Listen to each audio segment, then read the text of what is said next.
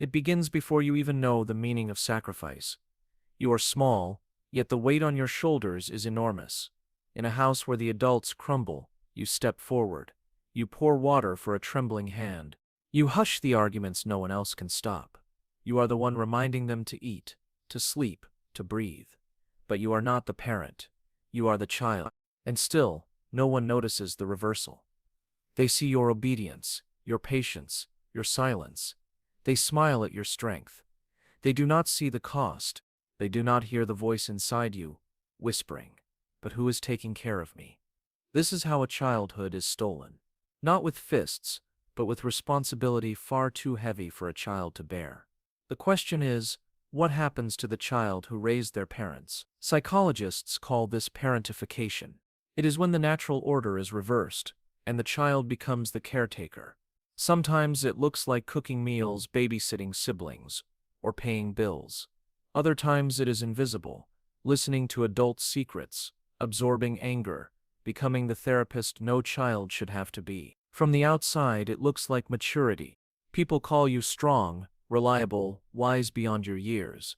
But it is not wisdom. It is survival. It is the false self built from fear and need. And the world mistakes it for strength. Parentification is not just responsibility, it is abandonment disguised as maturity. And once it takes root, the child forgets how to simply be a child. The cycle begins quietly. Maybe a parent is consumed by addiction. Maybe illness drains them. Maybe depression turns them into a shadow. In that emptiness, the child senses a terrifying truth. If I do not hold things together, no one will. So you adapt, you anticipate moods before they arrive. You learn to cook, clean, soothe, manage. You read the room with the precision of survival. You carry burdens too heavy, but you carry them anyway, because the alternative feels like collapse. Your nervous system shifts. Hypervigilance becomes your normal state. Sleep feels unsafe, because what if they need you? Play feels selfish, because what if they fall apart? Childhood becomes duty, not discovery. And slowly, the line between parent and child disappears.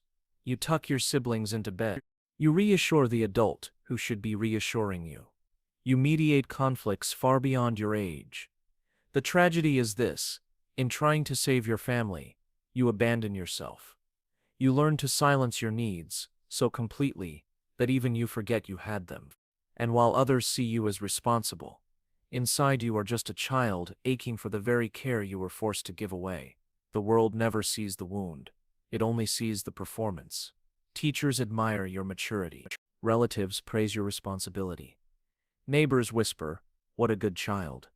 And each compliment feels like approval, but also like chains, because every time they applaud your strength, they reinforce your silence. They do not know you skipped recess to make sure your siblings. They do not know you stayed awake listening for footsteps, ready to calm the storm. They only see the polished version. Polite, capable, composed. The praise is intoxicating and cruel at the same time.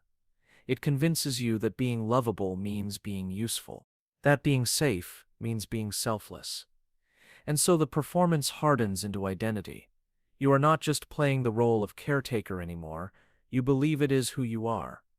But what happens when the child who raised their parents becomes an adult? The patterns do not vanish. They evolve. In relationships, you become the caretaker again. You anticipate needs before anyone speaks. You fix, you soothe, you carry. But deep down, you long for someone to notice your own exhaustion. Still, when they ask, you smile and say, "I'm fine." At work, you overfunction. Deadlines, demands, chaos. You handle it all, because you were trained to manage crises before you could even spell the word. Praise follows, but it feels hollow. The more they admire your resilience, the more invisible your pain becomes. And in your private life, rest feels impossible. Sitting still feels unsafe. Joy feels undeserved. You confuse constant effort with worth. And love feels like a transaction, something you must earn by giving endlessly. This is the fallout. The child who raised their parents becomes the adult who cannot stop raising everyone else. And while the world calls you dependable, inside you are bone-tired. Because beneath all the caretaking lies a truth you can barely admit. You are still waiting for someone to finally take care of you. At the center of it all lies one devastating belief. If I stop taking care of them, they will leave me. If I stop being useful, I will not be loved. This lie was born in childhood, when survival depended on your ability to keep the family together. You believed love was conditional, safety was earned, and belonging required sacrifice. And because it worked, the lie became truth in your nervous system. But here is the cruel reality. What saved you then destroys you now. The child who carried everyone grows into the adult who carries themselves into collapse. The caretaker role is not love. It is fear dressed up as loyalty. And until the lie is exposed, you remain trapped in a cycle of giving everything while receiving nothing. So how do you heal a childhood that was stolen? You begin with grief. Not the quiet grief you swallowed as a child, but the honest grief you never had permission to feel. You grieve the birthdays where you lit the candles for others, but no one celebrated you. You grieve the nights you stayed awake, listening for the door, praying the storm would not arrive. You grieve the innocence you gave away to keep the family intact. This grief is uncomfortable. It feels heavy, shameful, even selfish. But it is not weakness. It is truth finally surfacing. Because until you mourn what was lost, you cannot reclaim what still belongs to you. Give yourself permission to say, I should not have raised them, I should have been raised. Say it out loud. Let it echo. That sentence breaks the silence. That sentence begins the repair. Healing does not mean erasing the caretaker in you. It means learning that your worth is not tied to how much you carry. It means slowly returning what was never yours to hold. The first step is witnessing. Acknowledge the role you played without minimizing it. Stop saying it wasn't that bad. Start saying it shaped me and it hurt me. The second step is practice. Allow yourself to need, to rest, to lean. When someone asks how you are, experiment with honesty. Say, I'm tired. Say, I need help. Each small truth dismantles the old lie. The third step is reparenting. Give your inner child what your parents could not. Hold them. Soothe them. Whisper. You do not have to raise anyone anymore. You are safe now. Healing is not instant. It comes in waves, in small victories, in moments where you finally choose truth over performance. But each choice brings you closer to freedom, the freedom to exist without carrying the world.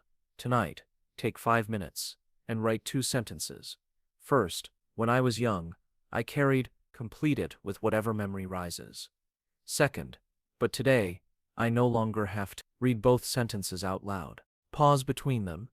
Notice the shift in your body, the tension, the breath, the silence. That pause is where healing begins. It tells your nervous system a new story. The danger is gone, the duty is over, and you are no longer trapped in the role of caretaker. Repeat this small practice often.